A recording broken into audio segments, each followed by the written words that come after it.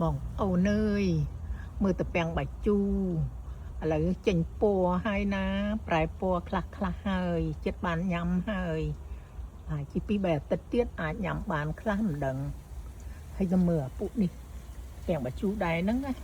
ប៉ុន្តែវាផ្លែនៅចំហៀងខាងនេះបងប្អូនមើលនេះអានេះអត់ទាន់ចេញពណ៌ទេអាមួយនោះវាប្រែពណ៌ហើយប្រហែលពីទុំមុនចានេះមកមួយទៀតគេនៅគៀនដើមគេនេះទៅមួយនេះទៀតអូ3 4ម៉ាក់ម៉ែងទៀតច្រើនតើឆ្នាំនេះបានផ្លែច្រើន1 2 3 4 5 6 7 8 8ស្ម៉ែងបងប្អូនតែមកដើមហ្នឹងទេយូរឆ្នាំហើយណាដើមហ្នឹងចាហូចទៅវាបែកមែកវាចាក់រឹសទៅវាទៅជា4ដើមបងប្អូនវាទៅប្តីខ្ញុំគាត់ធ្វើទ្រឿងឲ្យវាឡើងឲ្យវាបងប្អូនណាចាហូចទៅពីក្រោមហ្នឹងដាំលក្រៃដាំស្លឹកកភ្លូស្លឹកកភ្លូផ្ទះខ្ញុំច្រើនណាបងប្អូនហើយ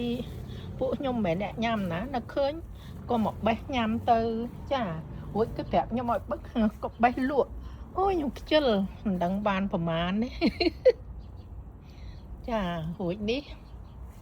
ដើមនាងបក់នាងបោយចាកាផ្លែនណា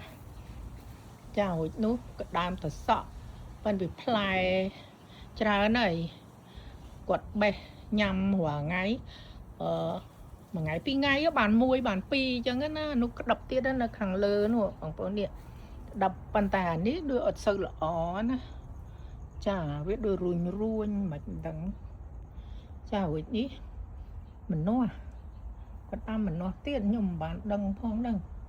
ហើយខាងមុខនោះគឺជីនាងវងយើងហ្នឹងណាបងប្អូនចាទៅចាប់ទៅជប់មកបងប្អូនអើយចំការក្រោយផ្ទះណាអានេះបន្តិចអានោះបន្តិចចឹងចាដើមបត្រាពោះមួយនេះដើមបត្រា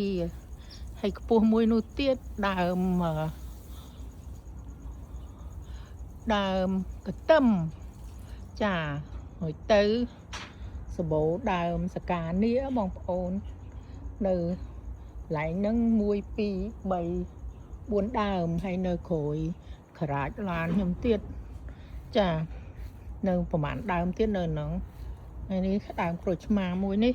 ញ៉ាំអត់អស់ទេចាប្អូនមកជួយញ៉ាំផងញ៉ាំ2គ្រួសារញ៉ាំអត់អស់ហើយបងប្អូនខ្ញុំច្របាច់ទឹកទុកនៅក្នុងទូទឹកកកហ្នឹងមួយទល់ឥឡូវហ្នឹងប្រើអត់ទាន់អស់ផងចាអូខេបងប្អូនចាជួបគ្នានៅពេលក្រោយទៀតជំរាបលាបាយបាយ